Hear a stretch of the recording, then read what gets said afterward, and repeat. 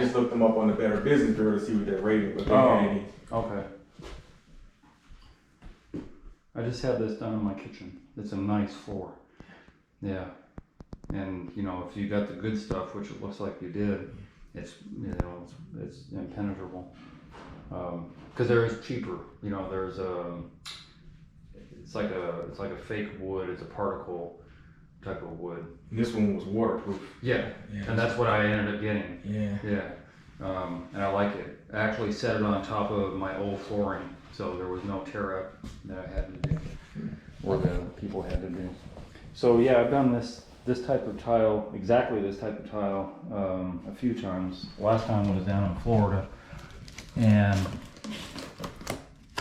we don't always like it because those little dots come out, and you got to replace them, and it's kind of a pain. But is this his finished product that you took out?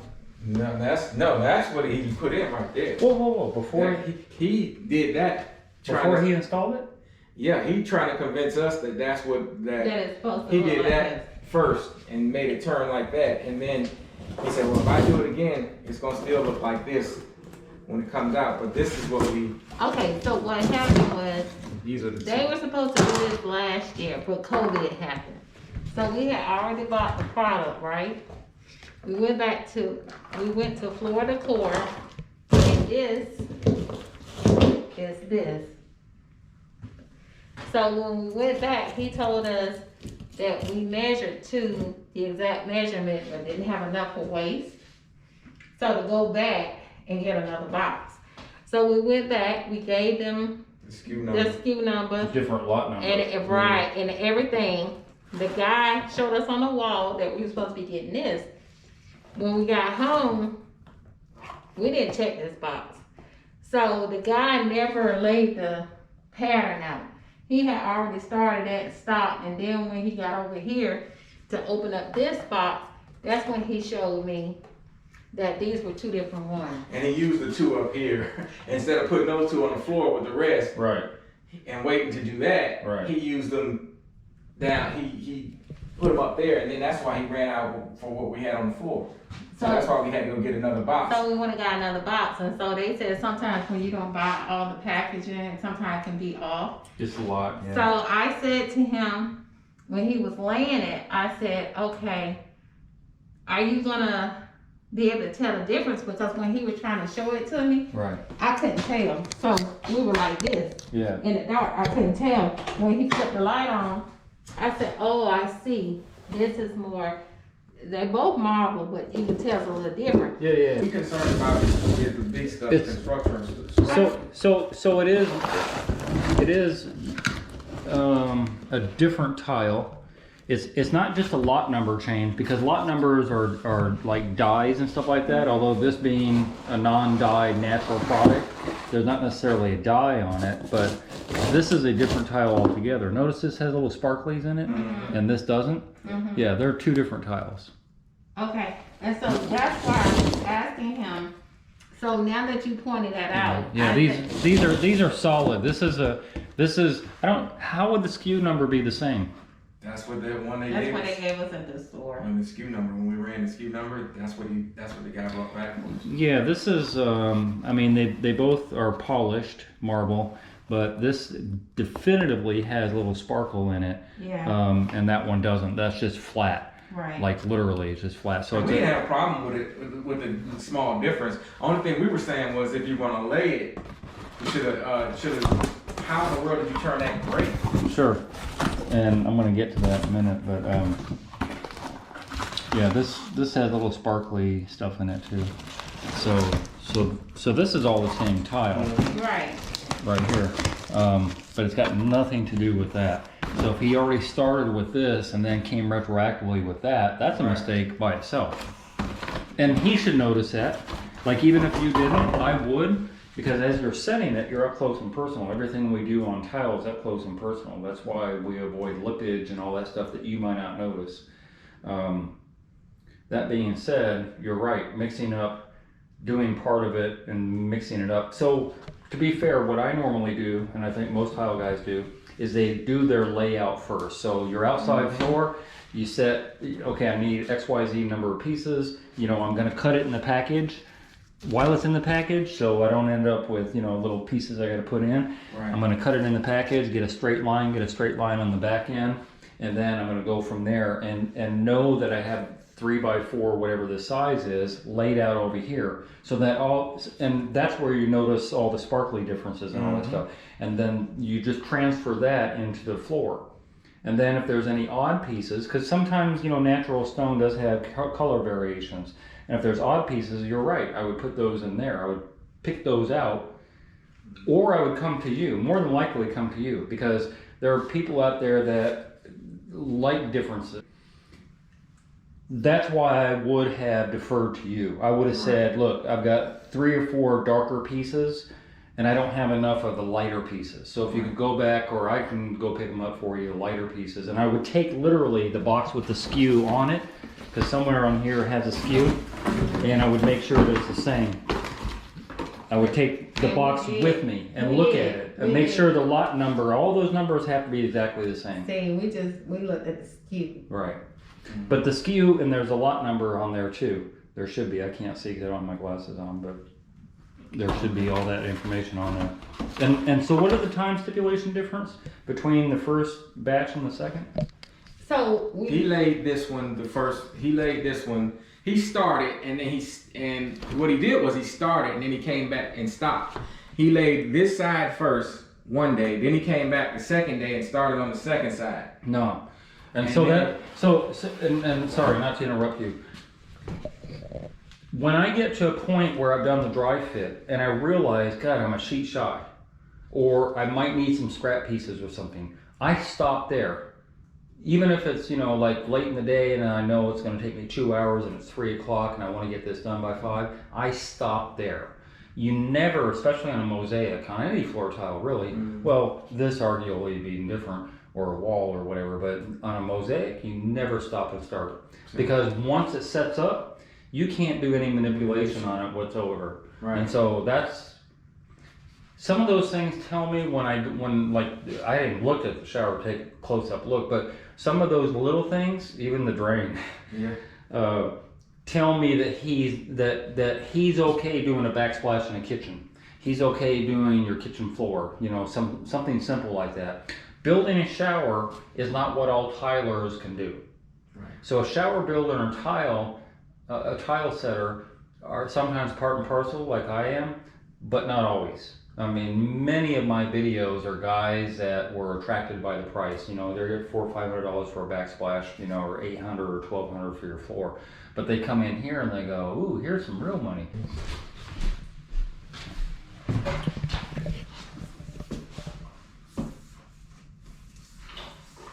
And do they normally just leave all that residue on there like that? Yeah, because, you know, and glass is easy to take it off. You know, like I just take it off with my finger now. But I tell people, especially on glass, you know, just take a soft rag. Charge us $4,000 to demo the entire master bathroom, and then $4,000 to complete the tile work. Works for.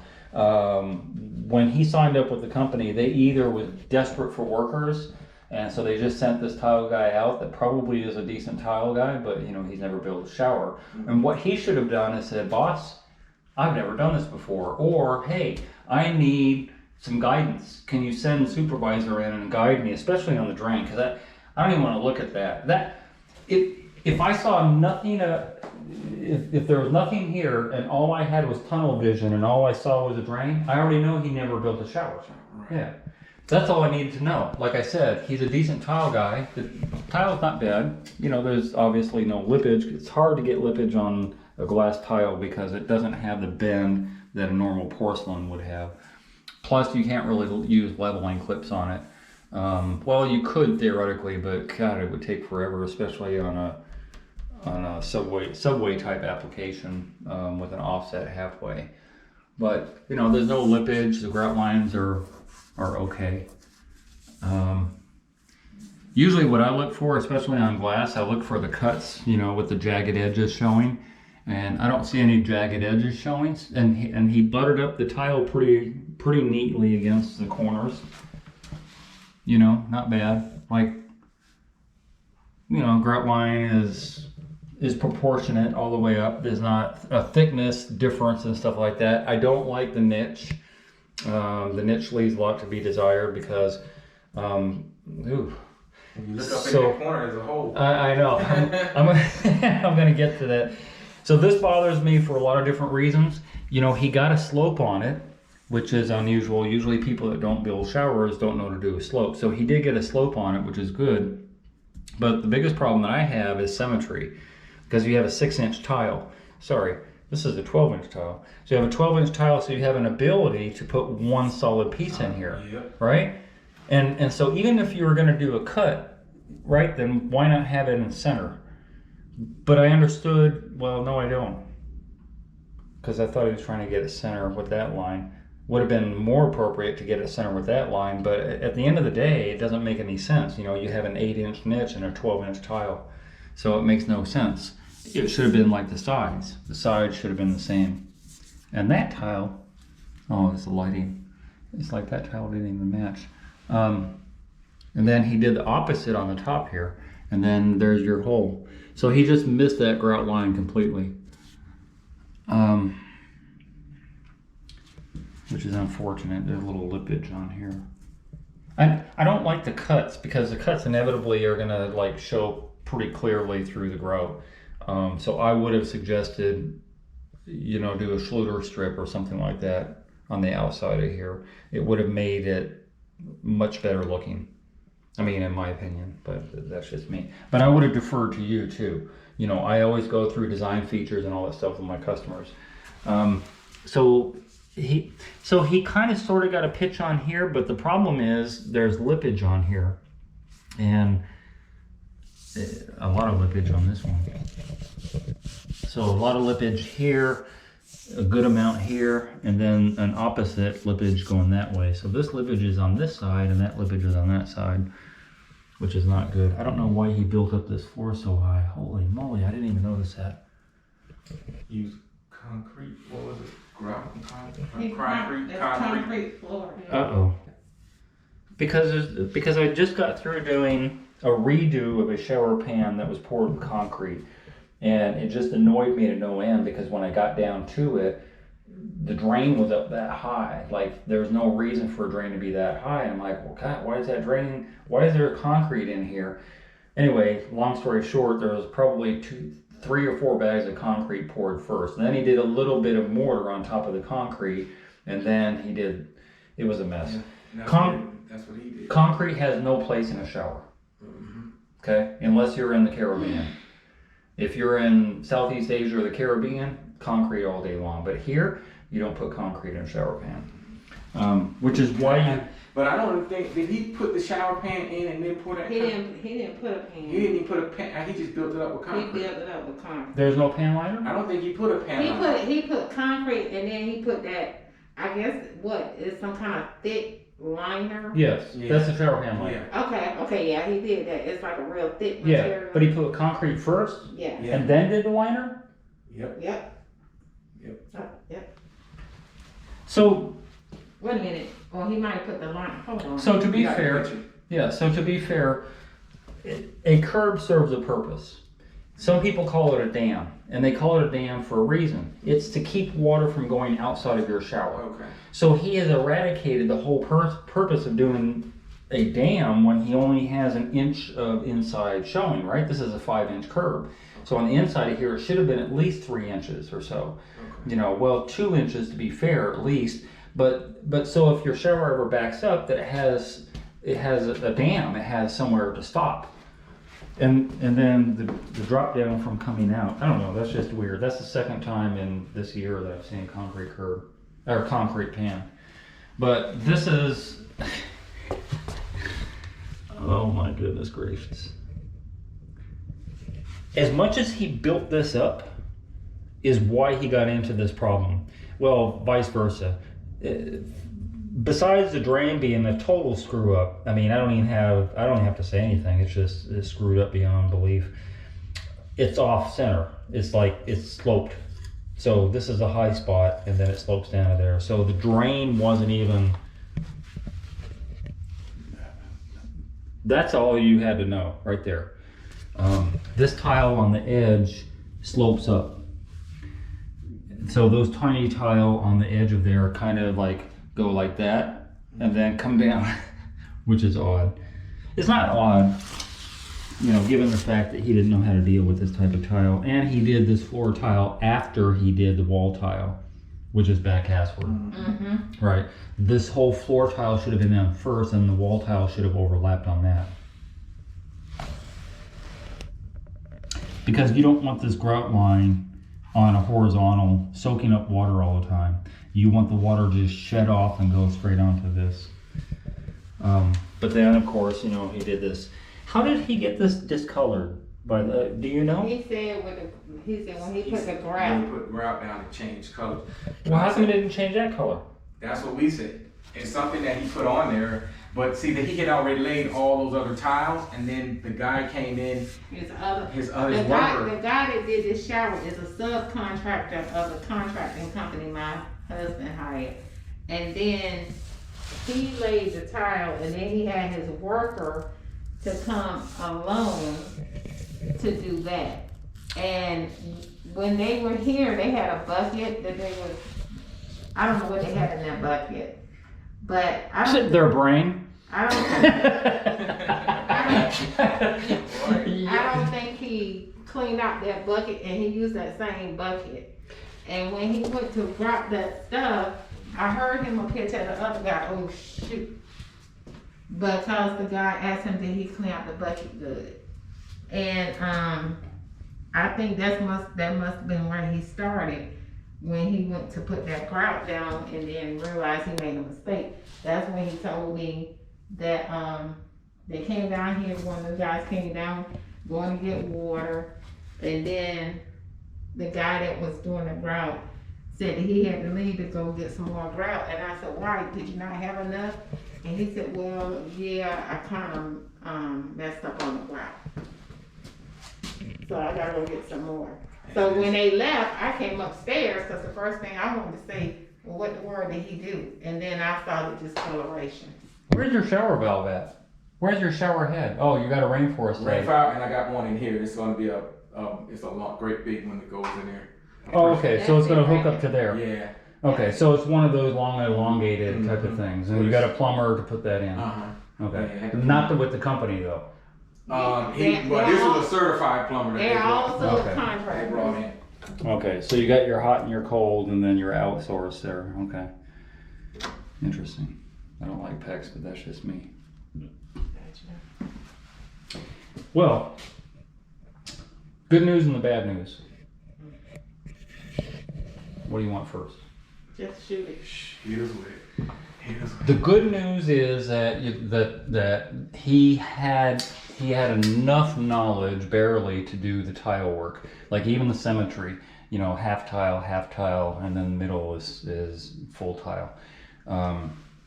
This isn't really half. He could have done half here and half over here because it's like a 2-inch cut at the end, and then 5 inches here. So it doesn't make any sense to have that cut down there. That's just me. Like if this is half, this isn't even a full, right? So if we're doing something like this on an intentional type of basis, we would do, if this is 4, then this would be 5, 6, but this isn't 4. This looks like 5 or 6. So this would be another inch or so if you wanted to make it look like a full tile. Right. But I don't do it that way. What I would have done, since this is, you know, more or less a half a tile, because there's your line, full tile, full tile, full tile. So you end up with half down here instead of 6. But that, it's all symmetry stuff, and that doesn't really matter. What matters is it's good enough to save. Okay. So the walls and everything that I critiqued is very subjective, you know, as far as how the niche looks and the edge and all that stuff is very subjective. So it's doable. That's the good news, is that it's not half bad. The bad news is to get rid of the pan, you almost have to do a pan redo. So you would go up 2 tile and take those out all the way around. Now the biggest issue is taking these tile out carefully because they're glass and you don't want to chip the edge of the surrounding glass, right? So you would probably start at the bottom, work your way up and try and pull this off put new backer board there after you put a new pan liner in, take out all this concrete, take out the curb material, and kind of start from scratch, put a new drain in. Can I ask you a question? Sure. I asked them about having just a flat walk-in shower without that curb. Yeah, curb was flat, yeah, just to walk in. Yeah. They told me they couldn't do it.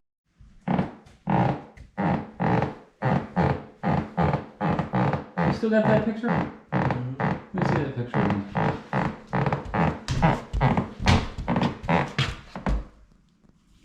That's where we're hearing squeaking at? Mm-hmm. Right there. Hey, if you enjoyed that video and you learned something, consider being a Patreon member. $5, $10, $15 a month would help me greatly produce more videos. I make nothing from YouTube at all. If you're gonna call me for advice, please donate $50 for 30 minutes. My link to my PayPal and my Patreon account is down below. And if you haven't already, hit the subscribe button and hit the bell so you get immediate notifications as soon as I post videos. And thank you very much for your support.